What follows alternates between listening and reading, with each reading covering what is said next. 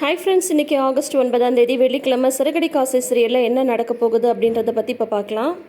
இன்றைக்கி சிறகடி காசே ரொம்ப நல்லாவே இருந்துச்சுங்க. பார்த்தீங்கன்னா மீனா வந்து கேசரி பண்ணி எடுத்துகிட்டு வராங்க இல்லையா. ஆனால் நம்ம மீனாக்கு எவ்வளோ பட்டாலும் கொஞ்சம் கூட புத்தியே இல்லைன்னு தான் நமக்கு வந்து திட்ட தோணுது. அப்படியே வந்து நம்ம நேற்று எபிசோட்லேயே சொல்லியிருந்தோம், ரோகிணி ப்ரெக்னெண்ட்டாகவே இருந்தாலும் அவங்க சொல்லிக்க போகிறாங்க, உங்களுக்கே இந்த தேவையில்லாத வேலை அப்படின்ற மாதிரி தான் நம்ம நேற்றே சொல்லியிருந்தோம் இல்லையா. சாட்சாத் அதே தான் நடந்திருக்கு. எக்ஸாக்டாக இன்றைக்கி வந்து அதே தான் நடந்திருக்கு. இப்போ மீனா வந்து சொல்கிறாங்க, ரோகிணிக்காகவும் தான் நான் ஸ்வீட் செஞ்சேன் அப்படின்னு சொல்லவும், எனக்காகவா அப்படின்னு சொல்லி கேட்குறாங்க. ரோகிணிக்காக என்ன விஷயம்?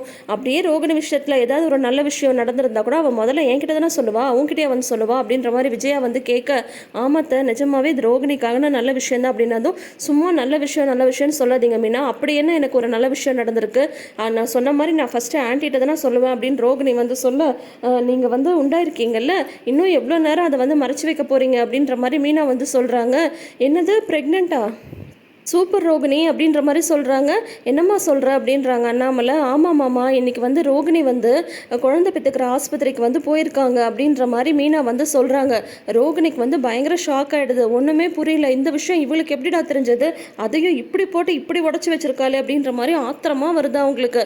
உடனே வந்து பார்த்தீங்கன்னா மனோஜ்க்கு வந்து எல்லாரும் வாழ்த்து சொல்ல ஆரம்பிச்சிடுறாங்க. முத்து வேற சொல்கிறாரு, அப்படியா இப்படி ஒரு விஷயம் நடந்திருக்கா, டே மனோஜ் நீ எதுக்குமே லாய்க்கில்லன்னு நினச்சிட்டு இருந்தடா, ஆனால் சாதிச்சுடா, வாழ்த்துக்கள் அப்படின்ற மாதிரி சொல்கிறாங்க. ரவி ஸ்ருதி எல்லாருமே வாழ்த்துக்கள் சொல்கிறாங்க. நில்லுங்க, ஏன் இப்படி எல்லாரும் அவசரப்படுறீங்க, நான் இன்னைக்கு வந்து மெட்டர்னிட்டி ஹாஸ்பிட்டல் போனது உண்மைதான், ஆனால் அதுக்காக போகல அப்படின்ற மாதிரி ரோகிணி வந்து சொல்கிறாங்க. மெட்டர்னிட்டி ஹாஸ்பிட்டலுக்கு வேறு எதுக்கு ரோகிணி போவாங்க அப்படின்னு ஸ்ருதி வந்து கேட்க, என்ன ஸ்ருதி மீனா தான் புரியாமல் பேசுகிறாங்கன்னா நீங்களும் இந்த மாதிரி வந்து பேசுகிறீங்க, நான் சும்மா ஜென்ரல் செக்கப்புக்கு தான் போனேன் அப்படின்னு சொல்லிட்டு ரோகிணி வந்து சொல்கிறாங்க. விஜயா வேற சொல்கிறாங்க, இந்த விஷயம் வந்து மீனா சொல்லி தான் எனக்கு தெரியணுமா, நீ தானே என்கிட்ட ஃபஸ்ட்டு சொல்லியிருக்கணும் அப்படின்ற மாதிரி விஜயா வேற கோச்சிக்கிறாங்க. என்னம்மா சொல்கிற நீ, உனக்கு எதுக்கு செக்கப் அப்படின்னு சொல்லிட்டு விஜயா வந்து கேட்க, அப்புறம் ரோகிணி வந்து சொல்கிறாங்க, இல்லை ஆண்டி எங்களுக்கு கல்யாணம் ஆகி 1 வருஷம் ஆக போகுது, ஆனால் இன்னும் கன்சீவ் ஆகலை, சரி ஜென்ரலாக ஒரு செக்கப் பண்ணி பார்க்கலாமேன்னு சொல்லிட்டு தான் போனேன், அதுக்குள்ளார மீனா வந்து இந்த மாதிரி அவசரப்பட்டு எல்லார் முன்னாடி போட்டு உடச்சிட்டாங்க. ஏன் மீனா, அப்படியே உங்களுக்கு ஏதாவது சந்தேகம் இருந்தாலும் என்னை வந்து நீங்கள் தனியாக கூப்பிட்டு கேட்க மாட்டிங்களா, இப்படி தான் எல்லாரும் முன்னாடி சொல்லுவீங்களா, பாருங்கள் இப்போ எல்லாரும் வந்து டிசப்பாயிண்ட் ஆகிட்டாங்க, என் விஷயத்தில் நீங்கள் ஏன் தேவையில்லாமல் தலையிடுறீங்க, எதுக்குன்னாலும் ஒரு லிமிட் இருக்குது, எதுக்குன்னாலும் ஒரு பவுண்ட்ரி இருக்குது, அதை சும்மா உங்கள் இஷ்டத்துக்கு வந்து கிராஸ் பண்ணிகிட்ருக்கீங்க, என்ன எதுன்னு தெரியாமல் இப்படி தான் எல்லார்ட்டையும் வந்து சொல்லி வைப்பீங்களா, உங்களுக்கு கொஞ்சம் கூட எவ்வளோ தடவை சொன்னாலும் புரியாதா அப்படின்ற மாதிரி வந்து ரோகிணி வந்து திட்டிடுறாங்க. உடனே வந்து வர சொல்கிறாரு, இதில் வந்து கேசரி வேற, அதுதானே ரோகிணி ஏதாவதுன்னா முதல்ல என்கிட்ட தானே சொல்லியிருப்பா, எனக்கே தெரியாமல் எப்படி இந்த விஷயம் நடந்துச்சுன்னு தானே எனக்கே ஒரே ஆச்சரியமாக இருந்தது அப்படின்ற மாதிரி மனோஜ் சொல்ல, அதுக்கப்புறம் ரோகிணி வந்து கோச்சிட்டு உள்ளே போயிடுறாங்க. ரோகிணி நில்லு அப்படின்னு சொல்கிறாங்க. மனோஜ் பின்னாடியே வந்து போகிறாரு. இங்கே பார்த்தீங்கன்னா உடனே விஜயா வந்து திட்ட ஆரம்பிச்சிடுறாங்க. ஏண்டி உனக்கு கொஞ்சமாவது அறிவு இருக்கா, எதை எங்கே வச்சு எப்படி பேசணும்னு உனக்கு கொஞ்சம் கூட தெரியவே தெரியாதா, உன் இஷ்டத்துக்கு எல்லாத்தையும் வந்து நீ செஞ்சிட்ருப்பியா, இந்த விஷயம் உனக்கு எப்படி தெரிஞ்சது அப்படின்னு சொல்லிட்டு கேட்க, உடனே வந்து சீதா வந்து அந்த ஹாஸ்பிட்டலில் தான் வந்து வேலைக்கு சேர்ந்துருக்கா அப்படின்னு மீனா வந்து சொல்ல, அது வேற ரோகிணிக்கு வந்து தெரிஞ்சிடுது. ஐயோ இந்த சிக்கல் வேற இருக்கா அப்படின்ற மாதிரி ரோகிணிக்கு வந்துருக்கு. இருந்தாலும் அவங்க வந்து கோச்சிட்டு உள்ளே போயிடுறாங்க. அதுக்கப்புறம் வந்து இப்போ என்ன பெரிய பவுண்ட்ரி, அப்படியே இது என்ன இந்த நாட்டுக்கும் அந்த நாட்டுக்கும் என்ன எல்லையாக போட்டிருக்கு, ஏதோ ஒரு நல்ல விஷயம் நடந்திருக்குன்னு சொல்லிட்டு அவன் நினச்சிருக்கா, அதனால ஸ்வீட் செஞ்சுருக்கா, அதுக்காக ஏன் வந்து இப்படி பேசுகிறீங்க அப்படின்னு முத்து வந்து கேட்க, இருந்தாலும் இதுக்கெல்லாம் எப்படி ஒரு நேக்கு பார்த்து பேசணும்னு கூட கொஞ்சம் கூட தெரியாதா, எதனாலும் அவர்கிட்ட வந்து கேட்டுட்டு அதுக்கப்புறம் சொல்லியிருக்க வேண்டியதானே அப்படின்னு விஜயா வந்து திட்ட, அப்புறம் அண்ணாமலை வந்து சொல்கிறாங்க, விடுமா நீ ஏதோ நல்லது நினச்சி செஞ்சுருக்க, சரி விடு அப்படின்ற மாதிரி வந்து சொல்கிறாங்க. ரோகிணி இதே ஸ்ருதி விஷயமா இருந்திருந்தா கூட அவங்க வேற மாதிரி டீல் பண்ணியிருப்பாங்க. ரோகிணி விஷயன்றதுனால அவங்களோட ரியாக்ஷன் இப்படி தான் இருக்கும் அப்படின்றது மீனாக்கு முன்கூட்டியே தெரிஞ்சிருக்கணும். நம்மளுக்கு தெரியாத, நம்மளுக்கு முதல்ல சம்மந்தம் இல்லாத விஷயத்தில் எப்போவுமே நம்ம வந்து மூக்க நுழைக்கக்கூடாது. இப்போ நம்மளை புரிஞ்சுக்கிறவங்களா இருந்தால் பிரச்சனையே கிடையாது, அவங்க அதை கரெக்டாக புரிஞ்சுப்பாங்க. ஆனால் அவங்களுக்கும் நம்மளுக்குமே ஆகாது அப்படின்னு இருக்கும்போது தேவையில்லாமல் அவங்க விஷயத்தை நம்ம தலையிடாமல் ஒதுங்கி நிற்கிறது தான் நல்லது. இது வந்து எல்லா ஃபேமிலிக்குமே பொருந்தும். இதை எப்போ தான் மீனா புரிஞ்சுக்க போகிறாங்கன்னே தெரியல. இப்போ மீனா ஆரம்பித்து வச்ச விஷயம் ரோகிணிக்கும் மனோஜ்க்கும் உள்ளார வந்து ஒரு சண்டையாகவே வந்து வெடிக்குது. ரோகிணி வந்து உட்காந்துட்ருக்காங்க. அப்போ மனோஜ் வந்து சொல்கிறாங்க, விடு ரோகிணியே, அது ஏதோ தெரியாமல் வந்து சொல்லிடுச்சு, முத்துவோட சம்சாரம் வேறு எப்படி இருப்பா, படிச்சிருந்தாவது கொஞ்சமாவது முன்யூஸ்னை இருக்கும், படிப்பும் இல்லைல்ல, இப்படி தான் இருப்பா, நீ அதுக்கெல்லாம் ஃபீல் பண்ணாத அப்படின்ற மாதிரி மனோஜ் வந்து சொல்ல, உடனே ரோகிணி வந்து சொல்கிறாங்க, இல்லை எனக்கு இப்போ வந்து மீனாவை விட என் மேலே தான் வந்து கோவம் வருது, எல்லார் முன்னாடி இந்த மாதிரி போட்டு உடச்சிட்டாங்க, நிஜமாவே இப்படி ஒரு விஷயம் நடந்திருந்தால் சந்தோஷமாக தானே இருந்திருக்கும் எல்லாரும் முன்னாடி சொல்லும்போது. ஆனால் அது இல்லைன்னு நினைக்கும் போது எனக்கு வந்து கோவமாக இருக்குது. உனக்கு ஒன்று தெரியுமா மனோஜ், எனக்கு இப்போல்லாம் வந்து குழந்தைய பற்றியே தான் யோசனையாக இருக்குது. என்னோட கனவுல கூட வந்து பார்த்தோன்னா குழந்தைங்க தான் வருது அப்படின்னு சொல்கிறாங்க. அப்படியா அப்படின்றாங்க மனோஜ். ஆமாம், நம்மளுக்கு குழந்தை பிறந்து எல்லாரும் பார்க்க வர மாதிரி அப்படின்னு சொன்னதும், உங்கள் அப்பாவும் வராரா அப்படின்றாரு மனோஜ். ஆமாம், அவரும் தான் வராரு. அதுக்கப்புறம் வந்து பொண்ணாக இருந்தால் வர்ஷினி, பையனாக இருந்தால் வருண் அப்படின்ற மாதிரிலாம் நான் பேர் கூட யோசிச்சிட்டேன் அப்படின்ற மாதிரிலாம் வந்து ரோகிணி வந்து சொல்கிறாங்க. ஏன் மனோஜ், உனக்கு இந்த மாதிரி ஏதாவது கனவெல்லாம் வருதான்னு கேட்க, எனக்கு கனவு வருது, ஆனால் இந்த மாதிரிலாம் வராது. நம்ம எதை பற்றி அதிகமாக நினச்சிட்டே இருக்கோமோ அதுதான் கனவாக வரும். நீ குழந்தைய பற்றி நினச்சிட்டே இருக்கிறதுனால உனக்கு குழந்தைங்க கனவாக வருது அப்படின்னதும், அப்போ உனக்கு என்ன கனவு வருதுன்னு சொல்லிட்டு ரோகிணி கேட்க, எனக்கு வந்து என்ன தெரியுமா வரும், நான் வந்து பெரிய மல்டி மில்லியனராக இருக்கேன். இந்தியா ஃபுல்லாக என்னோட பிரான்ச்சஸ் எல்லாமே இருக்குது. அதுக்கப்புறம் பெரிய பெரிய ஃபங்க்ஷன்ஸு, பெரிய பெரிய ஆடம்பரமான கல்யாணம், அதுக்கெல்லாம் தொடர்ந்து நம்ம வந்து போயிட்டு வந்துட்ருக்கோம். இப்போ கூட ரீசெண்டாக ஒரு பெரிய மல்டி மில்லியனர் கல்யாணம் வந்து உலகமே அசந்து பார்க்குற மாதிரி நடந்ததில்ல, அந்த மாதிரி ஃபங்க்ஷனுக்கு வந்து நம்ம போயிட்டு வந்துட்ருக்கோம் அப்படின்னதும் உடனே வந்து ரோகிணி சொல்கிறாங்க, மனோஜ், பணம் வந்து எப்போ வேணால் சம்பாரிச்சிக்கலாம், ஆனால் உனக்கு ஃபேமிலி, குழந்தைங்க இதை பற்றியெல்லாம் எதுவுமே வந்து தோணாதா, கனவெல்லாம் வராதா அப்படின்னதும், அதெல்லாம் எப்படி ரோகிணி வரும், வந்து முதல்ல வந்து பணம் சம்பாரித்து நம்ம வந்து பெரிய ஆளாக ஆகணும், அதுதான் வந்து முக்கியம். மற்றபடி எல்லாம் என் கனவுலலாம் எதுவும் வராது அப்படின்னு சொல்லும்போது, எனக்கு அப்படியெல்லாம் இல்லை மனோஜ், எனக்கு வந்து குழந்தை பெற்றுக்கணும் அப்படின்றதெல்லாம் ரொம்ப ஆசையாக இருக்குது. சரி, நான் உங்ககிட்ட ஒரு விஷயத்த சொல்லவா அப்படின்னு சொல்கிறாங்க. என்ன அப்படின்னு கேட்க, இல்லை நம்ம 2 பேரும் டாக்டர் கிட்ட போகலாமா அப்படின்னு கேட்குறாங்க. ஏன் ரோகிணி, உனக்கு ஏதாவது உடம்பு சரியில்லையா, ஜுரமா அப்படின்றாரு மனோஜ். ஐயோ அதெல்லாம் ஒன்றும் இல்லை மனோஜ், நான் நல்லா தான் இருக்கேன். இப்போ நம்மளுக்கு கல்யாணம் ஆகி 1 இயர் ஆக போதில்ல, ஆனால் நம்ம இன்னும் கன்சீவ் ஆகலை. நம்ம 2 பேரும் ஜென்ரலாக டாக்டர் கிட்ட போய் ஒரு செக்அப் பண்ணலாமான்னு சொல்லி கேட்டது தான் மனோஜ்க்கு செம கோவம் வந்துடுது. இதை பார் ரோகிணி, எனக்கெல்லாம் எந்த பிரச்சனை எதுவுமே இல்லை, என்னால செக்கப்புக்கெலாம் வர முடியாது.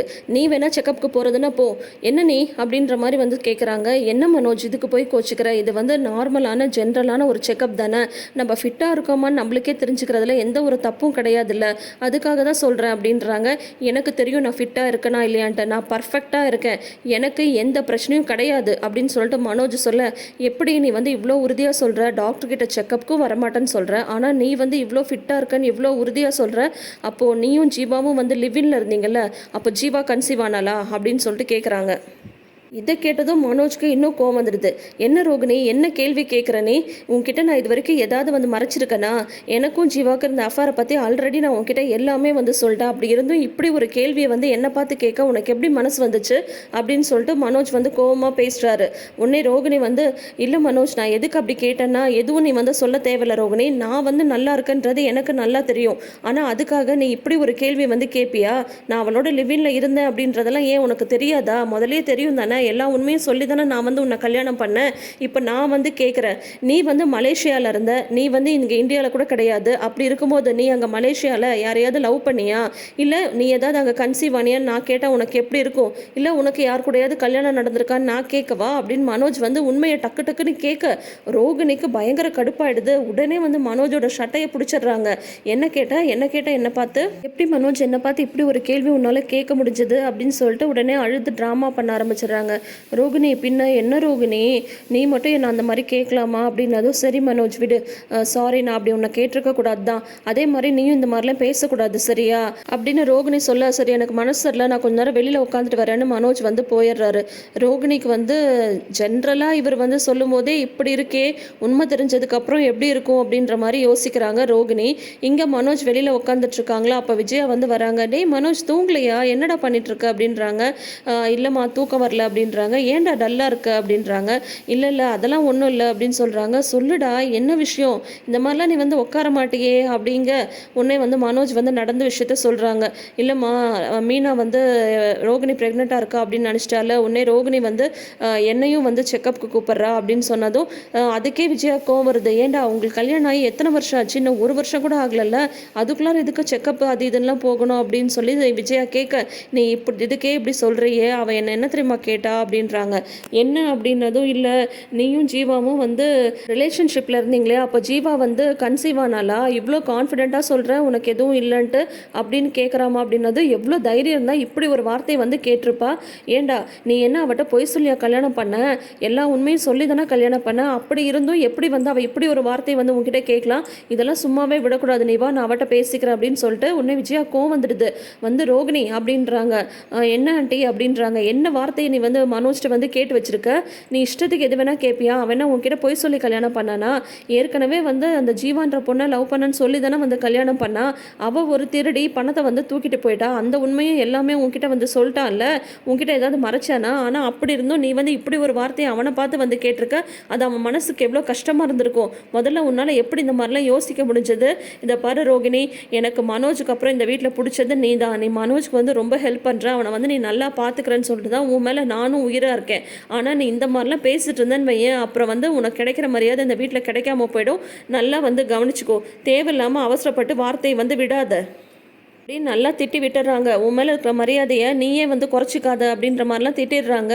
அதோட வந்து தொடரும் போட்டுடுறாங்க. அப்புறம் நாளைன்னு காட்டும்போது ரவி வந்து ஒரு காம்படிஷன் பற்றி சொல்கிறாங்க.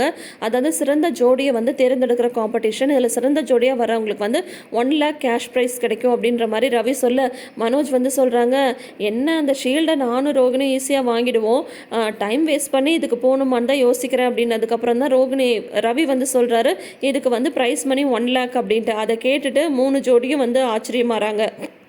அநேகமாக 3 ஜோடியும் இந்த போட்டியில் கலந்துக்க போகிறாங்க. லாஸ்ட்டில் யார் வின் பண்ணுறாங்கன்னு பார்க்கலாம். மோஸ்ட் ப்ராபப்ளி முத்து வீணா வின் பண்ணணும்னு தான் நம்ம எல்லாருமே நினைப்போம். அவங்க தான் வின்னும் பண்ணுவாங்க. ஆனால் அதுக்குள்ளார அந்த போட்டியில் அவங்கள தோக்கடிக்க இந்த ஃப்ராடு மனோஜும் ரோகிணியும் கண்டிப்பாக ஏதாவது வேலைலாம் செய்வாங்க.